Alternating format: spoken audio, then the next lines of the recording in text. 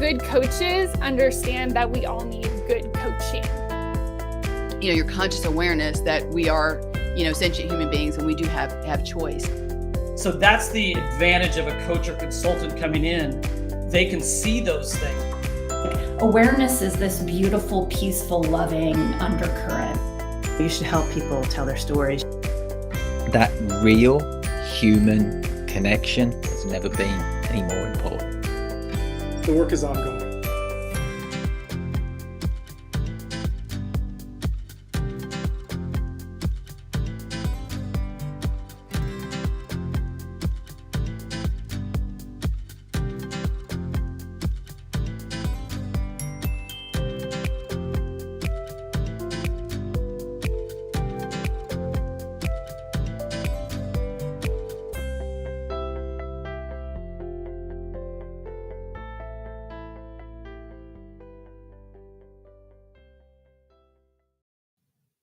Well, hello. I see we've already got some people popping in here. Hello, Brian. Hey, Sam. Hey, Leanne. Nice to see the three of you. Anybody else that's coming in, definitely say hello. And any other irrelevant information you want to throw into your comment, feel free. These things always start like, tell us hi and where you're coming from. And I'm like, yeah, all right. Tell us hi. What was the last thing you ate today? Lunch, yeah. dinner, breakfast? Tell us good morning and what type of beverage you have this morning. Mine is a delightful coffee that I made in the kitchen. Same. That's wonderful. Everybody, this is Danielle Aime. For those of you who don't know her, it is Amy, right? Mm-hmm. Yeah. Okay, good. Glad I got that right. Got it. For those of you who haven't heard me say it a million times already, this is Tilted Bench. We do this every Wednesday. We talk to coaches about what they do, why it's important, why it works. Danielle, why don't you kick us off by telling us a little bit about yourself and what you do? Sure. So I do authenticity coaching for high achievers, and my process that's a little bit different is I am an intuitive, and so I am able to, in the metaphysical world, guide people. It's more emotional types of stuff. I don't really tell people what they ate for lunch or anything silly like that. It's all emotional and forecast projection. So I have a tendency to take them, and I usually use the term doubt, from doubt to destiny, in the form of they've achieved a lot of things, have a lot of accomplishments, yet there's still this like void, there's this missing piece. And I kind of help them get on that path so that they do feel like they're on a path of purpose and a path of passion and everything involved that just makes you feel fulfilled and kind of, your destiny of life. So, and I've been doing this specifically since 2017. I'm going to ask kind of a two-parter. Are there specific people that you like to have as your clients, or a specific maybe part of life that they're in that prompts them to work with you? And then the second part of that would be, what is that trigger that kind of makes that relationship come together when you're working with folks? Yeah. So that's what's been also a tricky element is whenever over the years I've worked with marketers and stuff, when we're trying to expand things, we're like, oh, what is this specific audience? And I'm like, well, they're quite diverse. And so it's more of a psychosomatic, a psychographic commonality opposed to a demographic, an age, or even a career. So I've worked with everything from literal therapists to housewives, war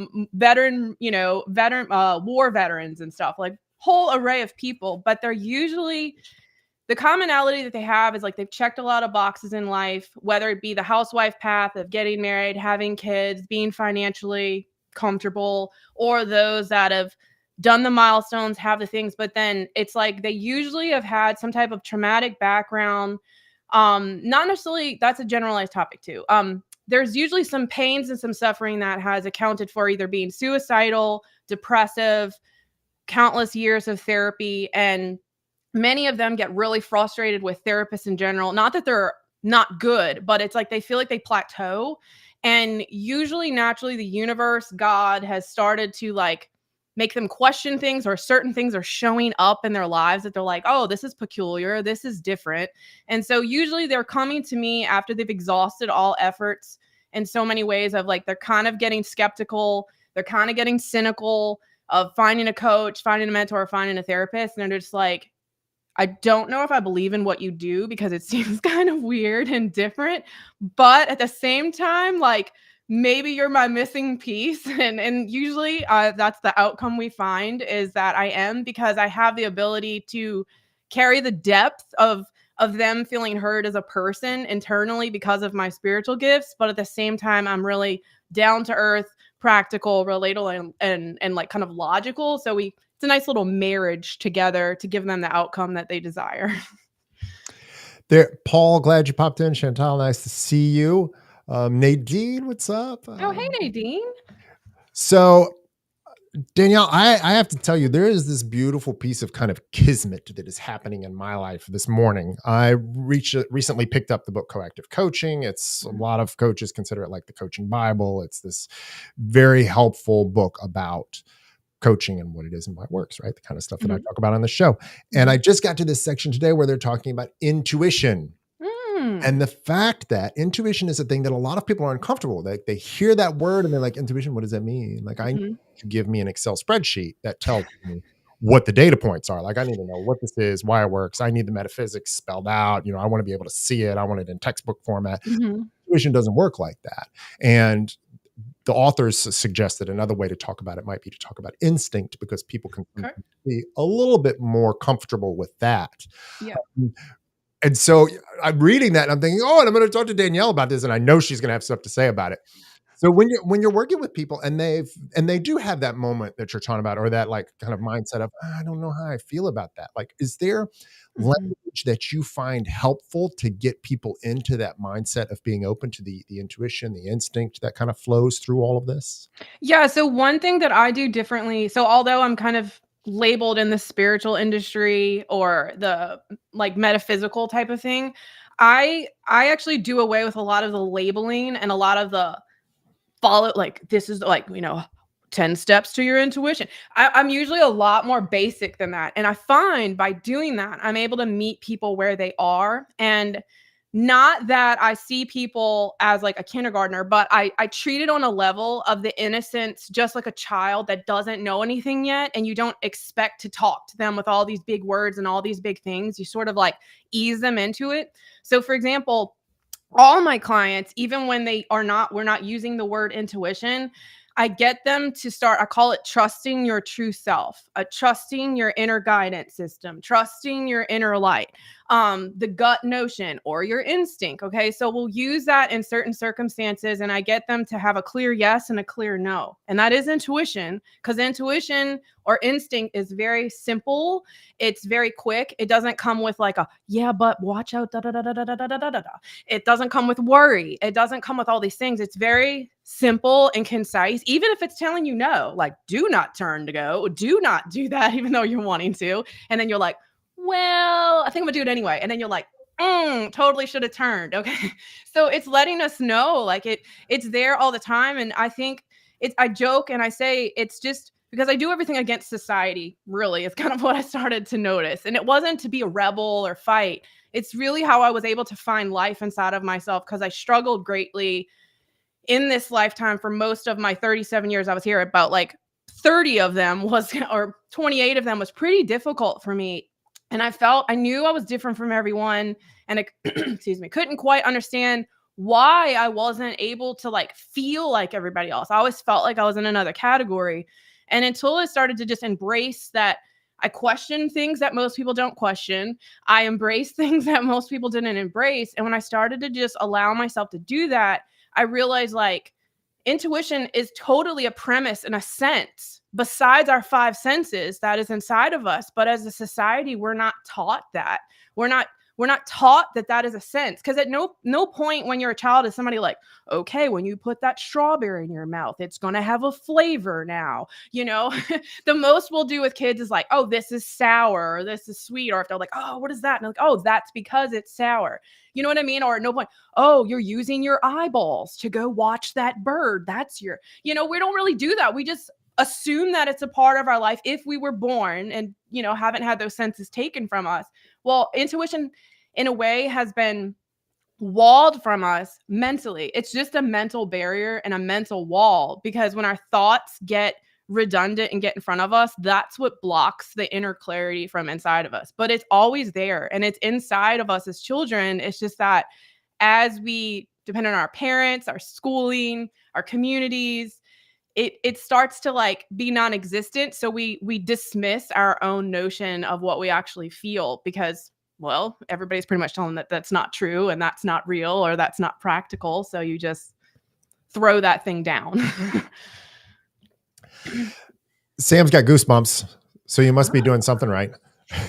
Well, she's on a good journey right now. Oh, she is. She is. She is. I mean, well, so my background is religious, spiritual. My training was in religion, and there's a phrase that we use sometimes in mystical traditions of talking about there's like a river at the foot of your life, like deep down inside, and you need to connect with that, and you need to follow that. Like Sam is following that, you're following that, right? But you found yourself at this place where it puts you a little bit at odds with the world. It does.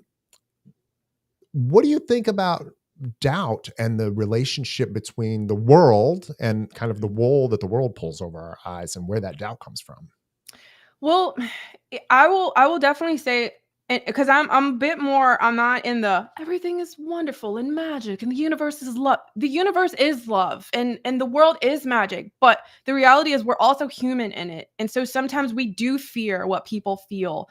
We do take in the nasty words a parent might say and calling us, unkind names about the decisions that we're making because our decisions is making them uncomfortable. And so I will totally forwardly say that on this exploration, there is a high probability that you will come into terms where people do not believe what you believe. They will make fun of you. They'll call you names and all kinds of stuff. And I haven't experienced tons of it. And I was blessed to have, when my dad was still alive, a very open-minded father. And he was kind of my guide on this path that in a way gave me permission to do this. And basically he was the black sheep of his family, and watching him through life of questioning things. And like his sister is very close-minded, very, very close-minded. So like they just kind of thought my dad was just weird. Like literally it's like labeled him as that. He kind of was outcasted with stuff, but I noticed he enjoyed it in a way. And so as I started to embrace I call it weirdness, but it's just my true self. It's just me. I'm just different from the boxes is all. When I started to do that, I realized like it was only my inner projections that made me fall victim to the projections of others.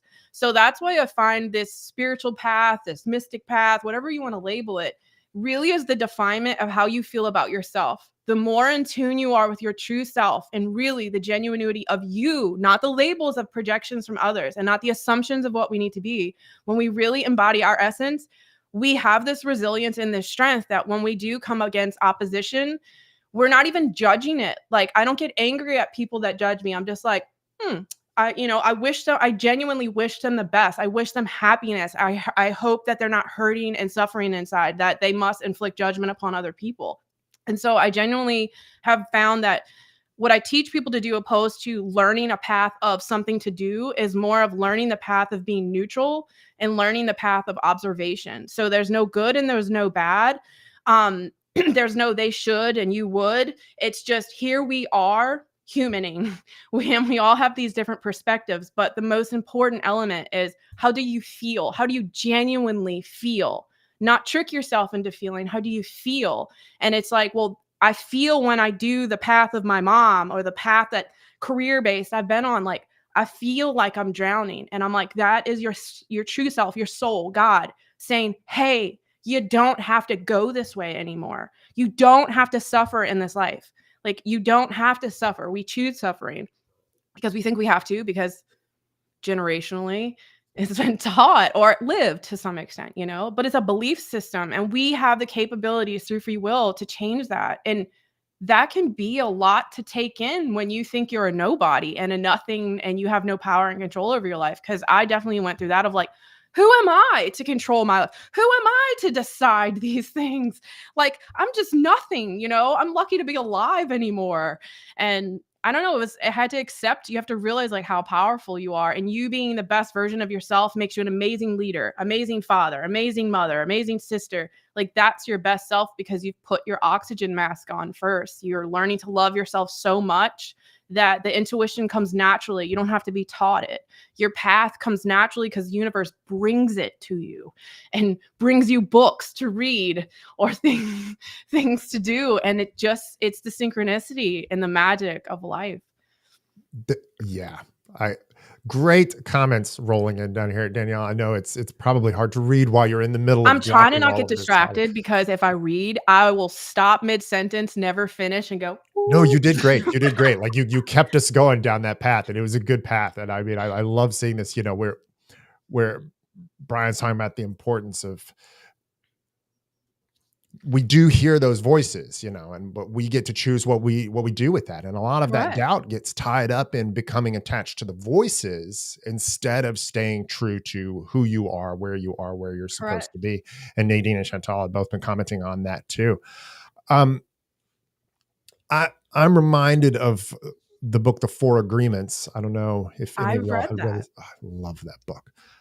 Part of what the author says at the beginning is that we're born, we were talking about that. We come into the world and then we have place these things upon us. And he says that those are agreements that we are taught to buy into. And then we go through our life with those in place instead of the true agreements that we should have with ourselves. When you are working with people to try and, do that movement from like doubt to destiny, how much of that is based on fear and perception? Oh, so much. Pretty much all of it is based on that. I call it the art of unlearning.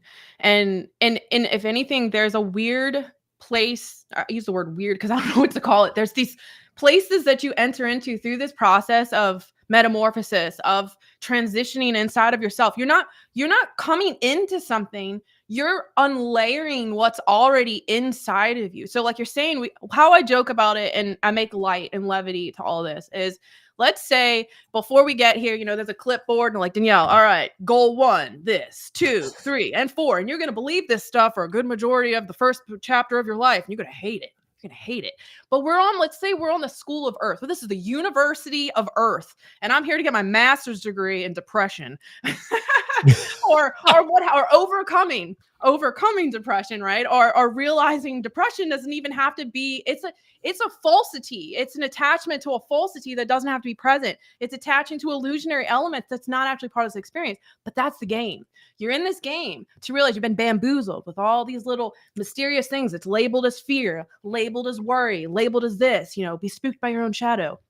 And then you're realizing through this time, layer by layer, like Shrek, we're all layered. The first thing you see is your perception, which is your assumption. It's an assumption, and it could be generalized because your mom at one point said, "Don't get on the highway." You've embedded this feeling inside of you, and all of a sudden you're now at the driving age, and you're like, "Can't get on the highway." And then eventually you may or may not have a father that's like, "Get on the highway. You're going to save 25 minutes in your drive time. You get on the highway." Why did I not do this before? Because there was a thought, there was something inside of my psyche. And we do that with something general or something large that's been painted. So I feel, see, this is where I diverted slightly because I started thinking about stories. Is this path, it is totally misled by fear. And fear is falsity, fear is illusion. And the best way I like to label any of this and use as an example, and really think about this. I always tell this to people, and sometimes it bothers like my mom. Worrying about something is an illusion. 2, we believe if I worry, it means that I care. And if I care and I let people know that I'm worried, it means that I love them. And really, this isn't about me showing how much I love them. It's going, do you see how much I love and care about this said person? Because I'm now like sharing this with the world. And that's a lot of the stuff we're doing isn't so much we believe. And I'm human. I'm still realizing some of the things that I think is like, oh, I'm so empowering and so this. And I'm like, wow, that was really egoic. Like, egoic doesn't mean arrogant. Also, I like to clarify. When I use the word ego or egoic, I'm talking about the falsity of our thoughts. Like 90% of the thoughts we think are not even our own. They're not our own true thoughts. And they are, again, from society, from people, from things and read or programming that we've incurred from various sources. And those are the things, again, that causes the worry, the fear, the hesitancy, because what if what if they think this? What if this happens here? Because we're just taught to fear everything, like be spooked by your own shadow, expect the worst. And then God forbid you're optimistic, because then you're delusional, you're not practical, and it's conflicting, because I work, especially when I work with men, I've seen a commonality in this. Because a lot of them are highly accomplished in their careers, and like they've overcome a lot of stuff, and emotionally may have sought therapy and all these things, and they have the awareness to it. But then they get to these places and they're like, I don't know how to maneuver out of this. Like, who am I when I'm not this way, though? Like, I don't know if I'm going to like my career anymore if I'm not, attached to that falsity or attached to this thing. Like, is there anything that's real anymore?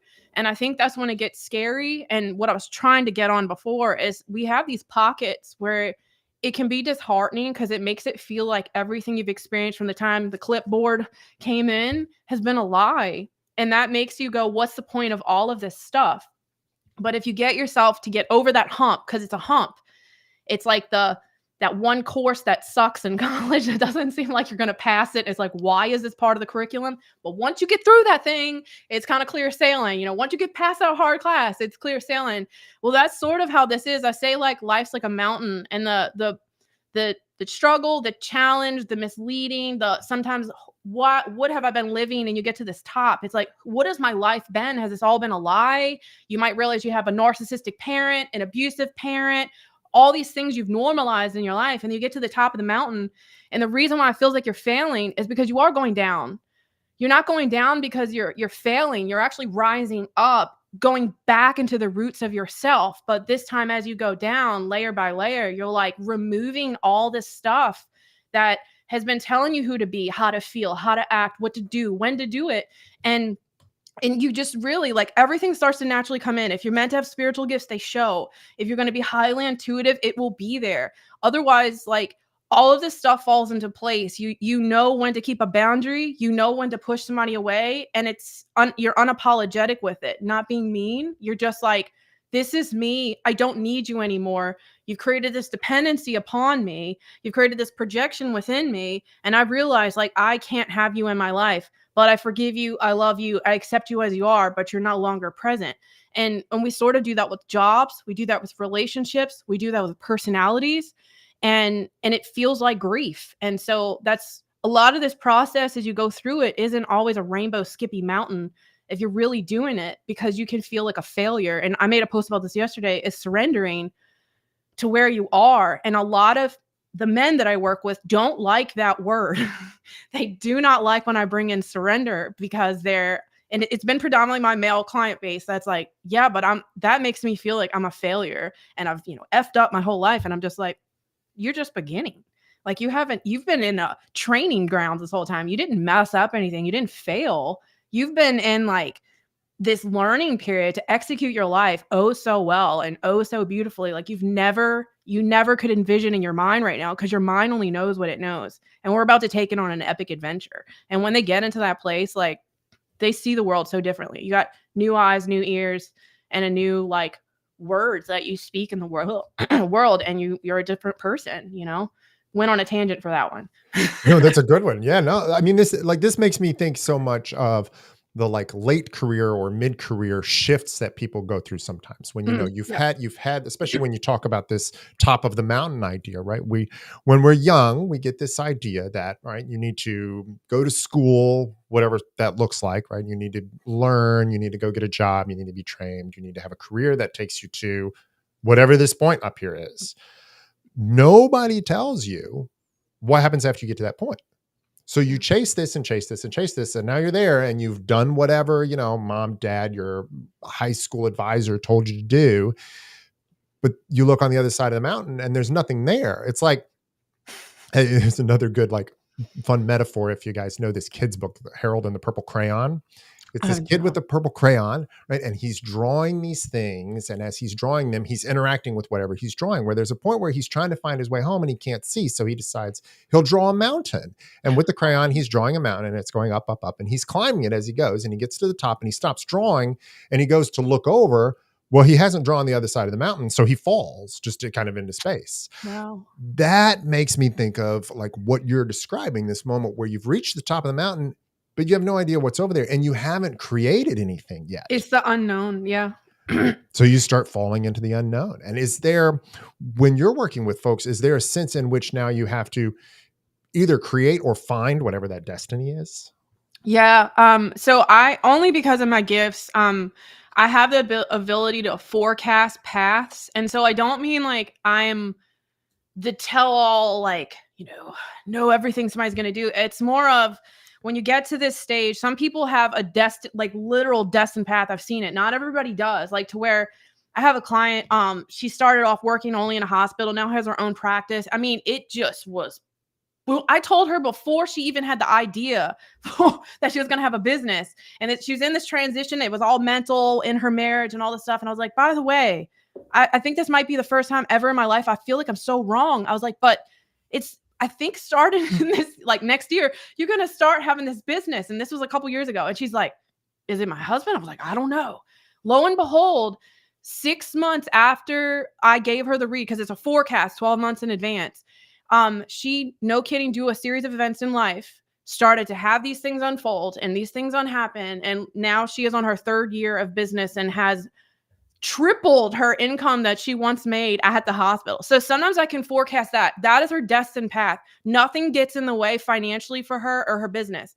Her learning elements of this life has to deal with intimacy of self and intimacy in relationships. So I have helped guide her now. We realize like career isn't her obstacle in this lifetime. She's destined for this. Just like some people are destined to stay with their partners or destined to stay wherever. And then there's learning portions. So when the learning portions come, that's the part where I'm able to meet them, because we sort of go into like a meditative place. I don't know how to describe how I do what I do spiritually, but I'm able to sit with them and I can go back into people's past. I can feel their emotions in their present day. And so it gives them the feeling of literally like I'm holding their hand as we walk through the dark, because in the darkness, we shall find the light, is what I tell them. Walk into the dark, even when it seems like there's not a pinhole. I'm like, keep going forward and you're going to find it. And once you find the little pinhole, that little rice of hope, I'm like, you're going to feel that feeling that anything's possible. I said, but you've never walked this path before, so you're creating it as you go. And that's where the fork in the road goes. And I do have the ability to say, like, for example, this particular client that I'm working with right now is, look, the outcome's the same. It's going to be mentally, emotionally, and physically challenging if you stay or if you go. However, your learning, your objective isn't so much whether you stay or go. It's about realizing it doesn't have to be challenging. How do you find serenity in this? How do you find serenity in a challenging moment? How do you maintain peace? And that's what I allow them, not allow them, but they allow themselves, and I just I'm all ears. I'm a non-judgmental, open, very space. So they get to say whatever they want, even though sometimes they're like, oh, that's probably really negative. I'm like, it's really you. That's how you feel. Let's talk about that. Express that feeling without shame, pointing the finger. You should have done this. And I said, how can we open that space up to that feeling? Oh, you're recognizing your awareness. Oh, you're recognizing this. So when we start to acknowledge, and I validate them internally, based on their mind of what they're already saying. So me as a person doesn't do anything.